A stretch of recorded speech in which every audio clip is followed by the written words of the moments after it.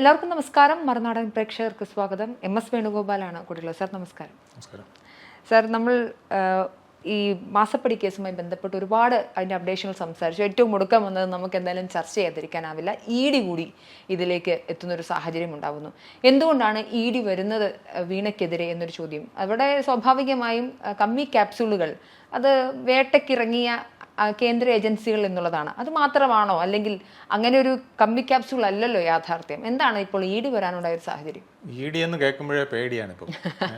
അത് ഇന്ത്യയിലെ പ്രതിപക്ഷങ്ങൾക്കെല്ലാം ഏതാണ്ട് അങ്ങനെ ആയിട്ടുണ്ട്. ED ചെന്ന് ഇടപെട്ടിടത്തൊക്കെ എന്തെങ്കിലുമൊക്കെ തുമ്പുകൾ ഉണ്ടായിക്കൊണ്ട് പോയ ഒരു ചരിത്രവും ഉണ്ട്. എന്നാൽ ചില കേസുകളിൽ എങ്ങും എത്താതെ പോയിട്ടുമുണ്ട്. പക്ഷേ പ്രധാനപ്പെട്ട കേസുകളിലൊക്കെ ED കൈവച്ചതൊക്കെ ഏതാണ്ട് അവർ ഉദ്ദേശിച്ച സ്ഥലത്ത് കൊണ്ട് എത്തിച്ചിട്ടുണ്ട്. അപ്രധാനമായിട്ടുള്ള നമ്മൾ ശ്രദ്ധിക്കാതെ പോയ ഒരുപാട് കേസുകളിൽ EDക്ക് പിന്നെ ഫോളോ അപ്പ് നടത്താതെയും പോയിട്ടുണ്ട്. അപ്പോൾ ഇത് രാഷ്ട്രീയമായി ഉപയോഗിക്കുന്നുണ്ടോ ഇല്ലയോ എന്നുള്ളത് വലിയ ചോദ്യമായിട്ട് നമ്മുടെ മണ്ഡലത്തിൽ നിൽക്കുന്നതുകൊണ്ടാണ് ED വരുന്നു എന്ന് പറഞ്ഞ് വലിയ വാദം വരുന്നത്. പിന്നെ മറ്റൊരു പ്രധാനപ്പെട്ട ഇതിൻ്റെ ഒരു ടെക്നിക്കൽ റീസൺ എന്ന് പറയുന്നത് SFIO എന്ന് പറയുന്ന ഏജൻസിക്ക് ഇതിൻ്റെ ബാക്കി പ്രൊസീഡിങ്സുമായിട്ട് കോടതിയിലോട്ട് നീങ്ങുന്നതിന് അന്വേഷണം നടത്തി മറ്റ് കാര്യങ്ങൾ കണ്ടുപിടിക്കുന്നതിന് ഒരുപാട് ലിമിറ്റേഷൻസ് ഉണ്ട്. അതായത് ഇത് CMRL എന്ന് പറഞ്ഞൊരു കമ്പനി, എക്സാലോജിക് എന്ന് പറഞ്ഞ വേറൊരു കമ്പനി, ഇവർ തമ്മിൽ നടന്ന ഡീല്. ഈ ഡീലിനകത്ത് പണം മറ്റേ കക്ഷി കൈപ്പറ്റിയിട്ടുണ്ട് എന്നുള്ളതാണ്. ആ പണം സർവീസ് നൽകാതെയാണെന്നുള്ളതാണ് EDയുടെ വാദം. അതിനവർ കുറേ രേഖകൾ ഹാജരാക്കിയിട്ടുണ്ട്. ഏതാണ്ട് 14 മറ്റോ രേഖകളാണെന്ന് തോന്നുന്നു. അത് രേഖകൾ ഹാജരാക്കിയിട്ടുണ്ട്. പിന്നെ 11ഓളം സാക്ഷികളെയും അവർ നിരത്തിയിട്ടുണ്ട്.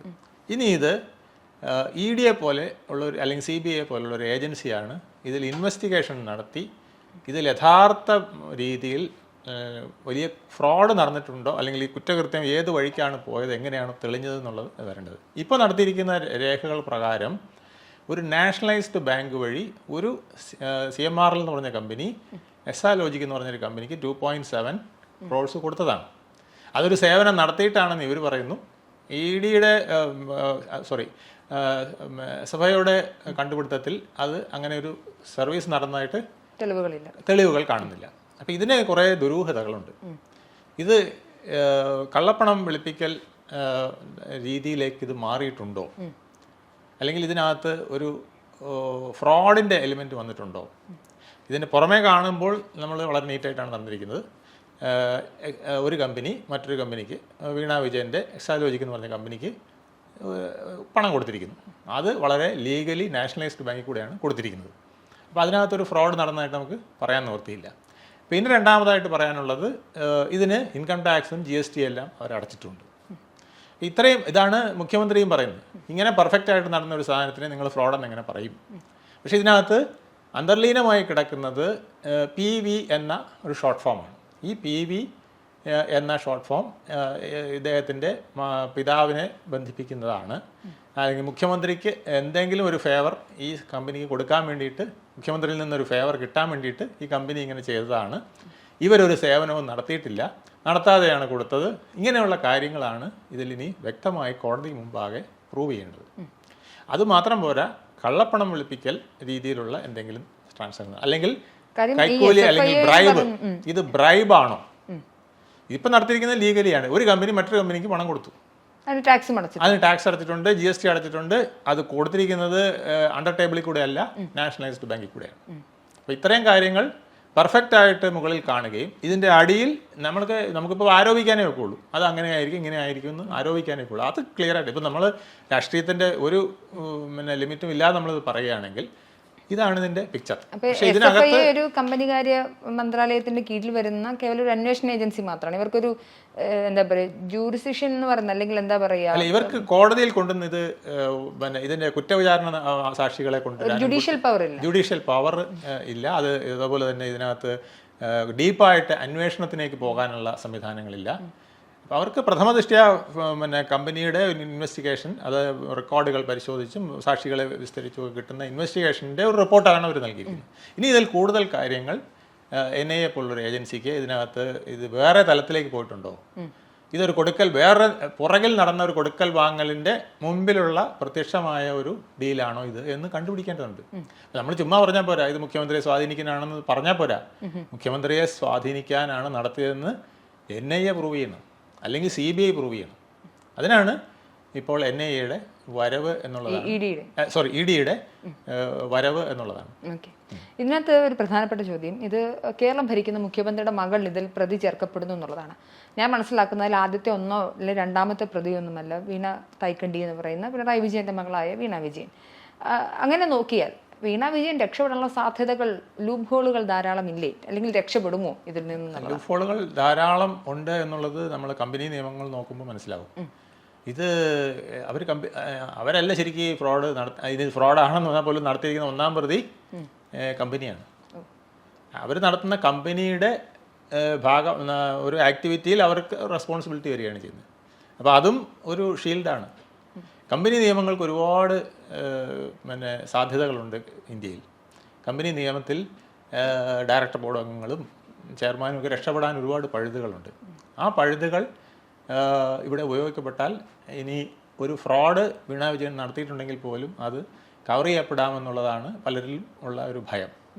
അത് നിശ്ചയിക്കേണ്ടത് NIAയുടെ എൻക്വയറിയും കാര്യങ്ങളുമാണ്. ആ എൻക്വയറിയിൽ അവർ സത്യസന്ധമായി പോവുകയും അവരതിന് ഡെപ്തിലേക്ക് പോയി അതിൻ്റെ എവിഡൻസുകൾ കൊണ്ടുവരാനും കോടതിക്ക് മുമ്പാകെ പ്രസൻറ്റ് ചെയ്യാനും കഴിഞ്ഞാൽ ഇതിലൊരു ഫ്രോഡ് നടന്നിട്ടുണ്ടെന്നോ അല്ലെങ്കിൽ കള്ളപ്പണം വെളുപ്പിക്കലായിരുന്നെന്നോ ബ്ലാക്ക് മണി ഇതിനകത്ത് ഇൻവോൾവ് ചെയ്തിട്ടുണ്ടെന്നോ ഒക്കെയുള്ള കാര്യങ്ങൾ, ബ്രൈബ് മുഖ്യമന്ത്രിക്ക് പണം കൊടുക്കുന്നതിന് പകരം മകൾക്ക് കൊടുത്തതാണെന്നോ ഒക്കെ തെളിയിക്കാൻ കഴിയണം. അല്ലാതെ നമ്മൾ വെറുതെ പറഞ്ഞതുകൊണ്ട് ഒരിക്കലും ഇത് വരാൻ പോകുന്നില്ല. എന്തുകൊണ്ടാണ് വീണ വിജയൻ ഒന്നാമതായി വരാത്തതെന്ന് പറഞ്ഞാൽ ഇത് രണ്ട് കമ്പനികൾ തമ്മിലുള്ള ഡീലിങ്സ് ആണ്. ആ കമ്പനിയിലെ ഡയറക്റ്റായിട്ട് ബന്ധപ്പെടുന്നവരുടെ ഇതിൽ വന്ന് വീണ വിജയനും അതിനകത്ത് ബന്ധം വരികയാണ് ചെയ്യുന്നത്. അതുകൊണ്ടാണ് വീണ വിജയൻ 11ാമത് പ്രതിയായി നിൽക്കും. 13 പ്രതികളാണുള്ളത്, അതിൽ 11ാമതാണ്. മനസ്സിലായില്ലേ? ഇനി ശിക്ഷ കിട്ടിയാൽ തന്നെ, അതെ, ശിക്ഷ കിട്ടണമെങ്കിൽ തന്നെ ഇതിലേക്ക് പ്രതിസ്ഥാനത്ത് നിന്ന് ഇനിയും മാറണം. ED ഒക്കെ വന്നിട്ട് ഇതല്ല, ഇതിനകത്ത് അണ്ടർഗ്രൗണ്ടിൽ വേറെ സീരിയസ് ഇൻവോൾവ്മെന്റ് ഉണ്ടായിട്ടുണ്ട്, അതുകൊണ്ട് വീണ വിജയൻ ഈ 11ാം പ്രതിസ്ഥാനത്ത് നിന്ന് മറ്റ് മുകളിലേക്കുള്ള പ്രതിസ്ഥാനത്തേക്ക് വരണം, 1ാം പ്രതിയോ 2ാം പ്രതിയോ ഒക്കെ ആയിട്ട് കുറ്റപത്രം വരാനിരിക്കുന്നത്. ആ കുറ്റപത്രത്തിൽ, അവരുടെ കുറ്റപത്രത്തിൽ എന്താണ് വരുന്നതെന്നൊക്കെ ഇനി നോക്കേണ്ട കാര്യങ്ങളാണ്. അങ്ങനെ വന്നാൽ മാത്രമേ അതിനകത്തൊരു അപകടകരമായ ഒരവസ്ഥ എന്ന് പറയാൻ പറ്റുള്ളൂ എന്നാണ് എനിക്കിപ്പോഴും തോന്നുന്നത്. ഓക്കെ, ഇതിനെ എതിർക്കുന്ന ഒരു പിണറായി സ്റ്റൈലുണ്ട്. അത് നാഷണൽ ഏജൻസിയാണ്, അവരുടെ കാപട്യമാണ്. ഞാൻ പത്രസമ്മേളനം വിളിച്ച്, പണ്ടത്തെ പത്രസമ്മേളനങ്ങളൊക്കെ പറഞ്ഞ പോലെ മടിയിൽ കനമുള്ളവനെ വഴിയിൽ പേടിക്കേണ്ടതുള്ളൂ എന്നൊക്കെ പറയാറുണ്ട്.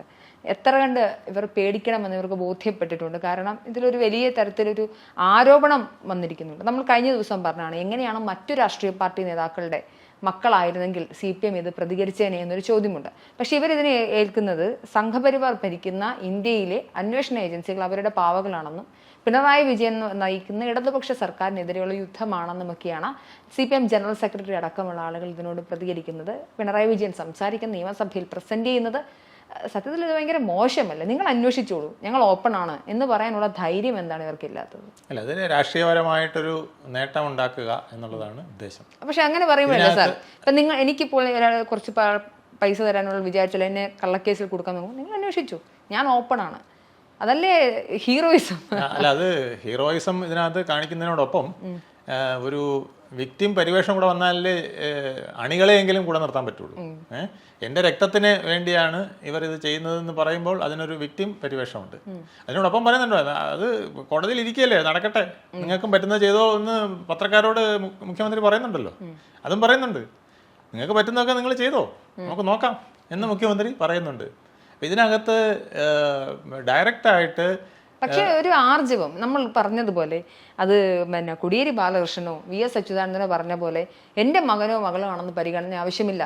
അത് അവരും ഈ പറഞ്ഞതുപോലെ അന്വേഷണ ഏജൻസിയുടെ മുമ്പ് ഒത്തിരി പ്രാവശ്യം ഡിസ്കസ് ചെയ്തതാണ്. ഇത് മറ്റാരെങ്കിലും ആയിരുന്നെങ്കിൽ, ഇതിന് മുമ്പത്തെ VSഉം അതിന് മുമ്പുള്ള ഏത് മുഖ്യമന്ത്രി ആയിരുന്നെങ്കിൽ ആ നിമിഷം രാജിവെക്കുമായിരുന്നു മറ്റൊരാളെ മുഖ്യമന്ത്രി സ്ഥാനത്തേക്ക്. കാര്യം ഇവര് ഒരു എന്താ പറയുക, നിയമസഭ വളഞ്ഞ ആളുകളാണ് ഇപ്പോൾ ഭരിക്കുന്ന ആളുകൾ. സംശയത്തിന്റെ പേരിൽ എത്രയോ പ്രാവശ്യം എത്രയോ നിയമസഭ തല്ലി തകർത്ത ആളുകളാണ്, രാജിവെപ്പിക്കാനും ഒക്കെ മുന്നിട്ട് നിന്നിട്ടുള്ളതാണ് CPM. അപ്പോൾ CPMന്റെ പഴയ പോളിസി ആയിരുന്നെങ്കിൽ തീർച്ചയായിട്ടും മുഖ്യമന്ത്രി ഇതിനകം രാജിവെച്ചിട്ട് രണ്ടാമനായ ഒരാൾക്ക് ചാർജ് കൊടുക്കുമായിരുന്നു, ഏറ്റവും കുറഞ്ഞ പക്ഷം അന്വേഷിക്കട്ടെ എന്നെങ്കിലും പറഞ്ഞ് കൊടുക്കുമായിരുന്നു. പക്ഷേ ഇപ്പോഴത്തെ CPM-ന്റെ ലൈൻ അങ്ങനെയല്ല എന്ന് നമ്മൾ കണ്ടു കഴിഞ്ഞു. അത് കുറേ നാളായിട്ട് നമ്മൾ പഠിച്ചു കഴിഞ്ഞ കാര്യമാണ്. CPM-നെ സംബന്ധിച്ചിടത്തോളം കൃത്യമായി ജയിലിൽ പോകേണ്ട അവസ്ഥ വരികയോ അല്ലെങ്കിൽ താഴെ ഇറങ്ങേണ്ട അവസ്ഥ വരികയോ ചെയ്താൽ മാത്രമേ അത്തരത്തിൽ ഒരു നീക്കത്തിന് തയ്യാറാകുകയുള്ളൂ. അല്ല അത് അവർ നിയമങ്ങൾ മാറ്റിക്കൊണ്ടും നമുക്കറിയാമല്ലോ, ഇപ്പോൾ ലോകായുക്തയുടെ പല്ലും നഖവും അരിഞ്ഞ കാര്യമല്ല. സെക്ഷൻ 19 എടുത്ത് കളഞ്ഞ 14 ആണെന്ന്, സെക്ഷൻ 14 എടുത്ത് കളഞ്ഞുകൊണ്ട് മുഖ്യമന്ത്രിക്കെതിരെ ഒരു പരാമർശം വന്നാൽ മുഖ്യമന്ത്രി രാജിവെക്കണം എന്നുള്ളതായിരുന്നു. ഇപ്പോൾ അത് വേണ്ട. അങ്ങനെ ഒരു പരാമർശം വന്നാൽ രാജിവെക്കണ്ട എന്നുള്ള, രാജിവെക്കേണ്ട എന്ന് മാത്രമല്ല, അത് ഇനി വേറൊരു കമ്മിറ്റി അത് പരിശോധിക്കും. അത് പരിശോധിച്ച് കഴിഞ്ഞിട്ട് ഇനി അത് കുറ്റക്കാരനാണോ ഇല്ലയോ എന്ന് തെളിഞ്ഞിട്ട് രാജിവെക്കേണ്ട കാര്യമുള്ളൂ എന്ന വിധത്തിലേക്ക് വരെ വന്നിരിക്കുകയാണ്. ശരിക്കും പറഞ്ഞാൽ ലോകായുക്തയുടെ പല്ലും നഖവും അരിഞ്ഞിരിക്കുകയാണ്. അപ്പോൾ ഇത്തരത്തിൽ നമ്മുടെ പഴയ ഒരു കമ്മ്യൂണിസ്റ്റ് പാർട്ടിയുടെ ഒരു വിശുദ്ധി ഇപ്പോഴത്തെ കമ്മ്യൂണിസ്റ്റ് പാർട്ടിക്കില്ല. ഇത് ജനങ്ങൾക്കും അറിയാം, പാർട്ടി പ്രവർത്തകർക്കും അറിയാം. ഇതെല്ലാവരും അംഗീകരിക്കുന്നു എന്നുള്ളതാണ് ഈ കാലഘട്ടത്തിൽ വന്നിരിക്കുന്ന ഏറ്റവും വലിയ ഒരു ഗതികേട്. നമുക്ക് മറ്റുള്ളവർക്ക് പറയുമ്പോൾ ധാർമ്മികതയും നിയമവും പറയുകയും നമുക്ക് വരുമ്പോൾ അവ ഇല്ലാതാകുകയും ചെയ്യുന്നു എന്നുള്ളതാണ് ഇതിലെ ഒരു പ്രശ്നം. പിന്നെ നിയമത്തിൻ്റെ കണ്ണിലൂടെ നോക്കിയാൽ ഇതൊന്നും പ്രശ്നമല്ല. മുഖ്യമന്ത്രി പറഞ്ഞ പോലെ ഇതിൽ നേരിട്ട് ഇതുവരെ യാതൊരു തെളിവുകളും കിട്ടിയിട്ടില്ല. ഞങ്ങളെല്ലാം പെർഫെക്റ്റ് ആയിട്ടാണ് നടത്തിയിട്ടുള്ളത്.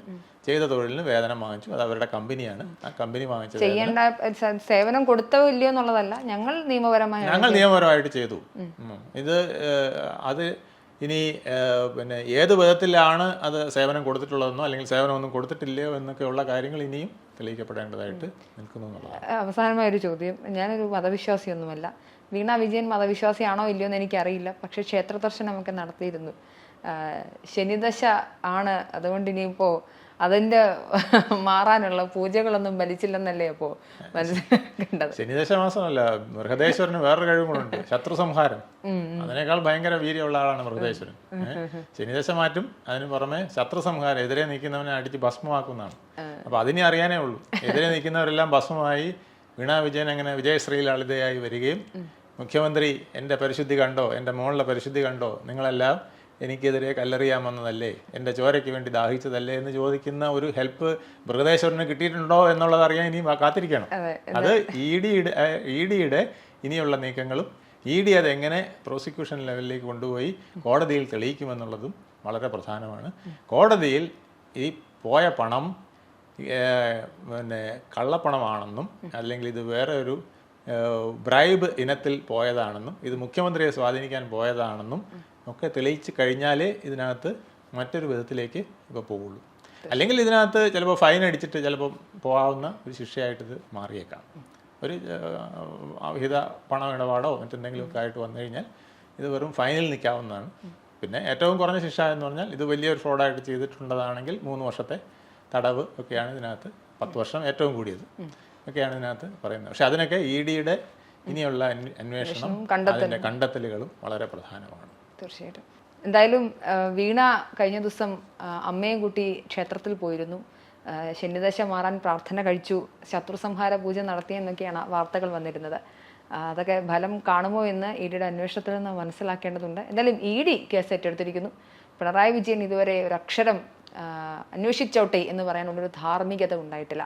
അത് തീർച്ചയായിട്ടും അത് ഉൾപാർട്ടിയിൽ നിന്ന് തന്നെ നിങ്ങൾ അണികൾ ആരെങ്കിലും അത് ചോദ്യം ചെയ്യേണ്ടതാണ്. എന്തുകൊണ്ട് VSന്റെ ധാർമ്മികത അല്ലെങ്കിൽ കോടിയേരിയുടെ ധാർമ്മികത നിങ്ങൾക്കുണ്ടാവില്ല എന്ന് ചോദിക്കണം. പക്ഷേ അങ്ങനെ ചോദിച്ചു കഴിഞ്ഞാൽ പിന്നെ അയാൾ പിന്നെ ജീവനോട് ഉണ്ടാകുമോ എന്ന് കണ്ടറിയണം. എന്തായാലും വരുന്ന എല്ലാ അപ്ഡേറ്റുകളും നമ്മൾ ഇതുപോലെ ചർച്ച ചെയ്യുന്നതായിരിക്കും. നമസ്കാരം. Thank you sir.